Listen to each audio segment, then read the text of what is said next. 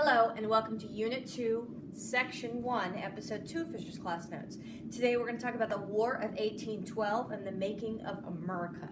Our vocabulary: Manifest Destiny, Western Expansion, the War of 1812, Impressment, Tecumseh, Nationalism. We're going to talk a little bit about Andrew Jackson. By the end of this episode, I want you to understand the following three things. One, the British tried to control U.S. trade. They kind of tried to act like they still owned us, and that was upsetting us. Two, American Indians were, of course, continuing to fight the expansion as Americans continued to move west and make more states after we bought all that land in the Louisiana Purchase. And three, after the War of 1812, although there was really it was a draw, there was no real winner, we became a respected power. Britain kind of left us alone. We kind of became America. We became a power. So we're going to talk about the War of 1812 from 1812 to 1815. So, what were the major causes of the war? There were four major causes of the war. One, the British were trying to control our trade. We didn't like that. They even, Britain was angry, basically, that America won the revolution, so they were a little salty about that. So they started having trade restrictions on us. We still needed their goods. The British made the Order of Council, which forced American ships to dock in Great Britain so that we had to kind of trade with them, and they could tax us and stuff like that. So they were really controlling our trade. Two, they were impressing American, because it's unclear who's American at the time, but they were impressing American sailors. Well, what did that mean? Impressing means forcing them to join the British Navy. So it's like a draft, a forced draft. And basically they were stopping American ships and taking off sailors that they claimed were British citizens. We claimed that they were American citizens, but of course, at the time, there weren't as clear papers about when you became a citizen, so it's really unclear. But they would stop the British ships and force them into the British Navy because Britain was still, once again, fighting France and needed a lot of soldiers, and we were angry about that. Three, the British supplied American Indians with weapons to fight us, so we were really angry about that. They were, giving our enemy, of course, we're the ones who are stealing their land and conquering them, but the British were aiding them with weapons to fight us, and we weren't happy about that. And number four, we wanted Canada. Canada, this area up here, so these are the Great Lakes, this is New York, and then up here is Canada. We wanted them. We wanted that land. They were still a British colony at the time, and we were sort of trying to free them. They didn't want to be free. In fact, when we went there, just like in the American Revolution, we went up there and we're like, we're going to free you, and they had no interest. But we wanted Canada. Canada was, however, very loyal and happy to be British subjects. They were like, nope, we're good. Did Britain think that they could take us back? It's questionable whether that was really a reason, but they certainly felt like they could push us around and bully us. So we're fighting the British Empire again, not much longer after the Revolution. Britain had a lot of advantages. They collected 40 times more tax revenue than the Americans did. And so the American states were really poor compared to Great Britain, because Great Britain was a huge empire.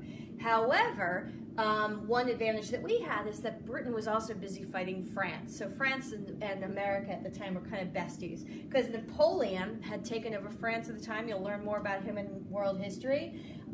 Even though he was, they basically had to fight him until he was defeated. He was defeated, but they're still fighting France.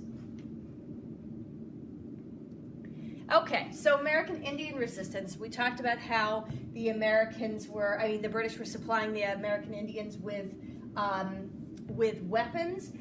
One of the famous leaders, Tecumseh, was a Shawnee and a prophet who decided to fight American expansion after the Louisiana Purchase territory.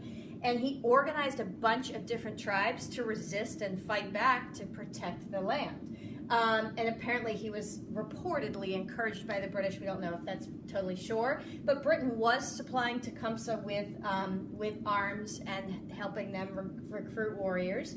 In 1813, Tecumseh was in the middle of the war, killed, and so that stopped one of our enemies in the Battle of the Thames, and basically it kind of destroyed the American Indian Coalition that was trying to resist us. In 1814, though, there was still some resistance in the South, and the Battle of Horseshoe Bend. More American Indians died in that day than any other day in history, any single day. But it was an absolute slaughter of American Indians in the South. Okay. 1814, in August, Britain did seize Washington, D.C., our capital, and actually set the White House on fire. President Madison at the time and his wife, the First Lady Dolly Madison, barely escaped with their lives. However, we were saved by nature. A hurricane stopped all the fires and basically put all the fires out in the end of the destruction of D.C. Otherwise, D.C. might have all burned down to the ground. The battleship USS Constitution was defeated 5 British ships. That was a huge deal because, of course, their Navy is way bigger than our Navy, and that gave it the nickname Old Ironsides because it seemed like that ship was indestructible. 4,000 enslaved African Americans escaped and fled to the British because the British were on their way to ending slavery at the time, and of course, again encouraging the "we'll free you if you come join us." The Treaty of Ghent ended the war on December 24th, 1814. However, the most famous battle happened after the war ended because, of course, news doesn't travel very quickly at the time, was in 1815 when only 71 American soldiers died and over 2,000 British soldiers died, and it made Andrew Jackson super famous. Here's a very famous painting of Andrew Jackson, the war hero, leading his troops at the defeat of the British. So basically, it was a tie. But the lesson is that Britain could no longer bully us or tell us what to do, and we were going to continue expanding west. But more importantly, America became a national symbol. The idea of national pride really grew during the War of 1812. Uncle Sam, that's of course a famous character. Uncle Sam was created during the War of 1812. Basically, there was a guy, a butcher in New York named Sam Wilson. And when people, he supplied a lot of the meat to the soldiers, and so they were always happy at the idea of Uncle Sam is feeding us. So that's where that character created. And of course, our national anthem, the Star-Spangled Banner, came from a poem that was written during the Battle of Baltimore by a poet and a lawyer, Francis Scott Key, and he woke up in the morning and he saw that, oh, that huge flag, even though it clearly had all these holes in it, it was still there. 1823, our 5th president, James Monroe, issued the Monroe Doctrine, and basically we became the superpower in the Americas. The Monroe Doctrine basically said that Europe had no business dealing in the Americas, that North and South America belonged to Uncle Sam, belonged to the Americas. So even though America didn't really win a war, we felt like winners. We became America. We felt like a winning nation. All right, thanks for watching.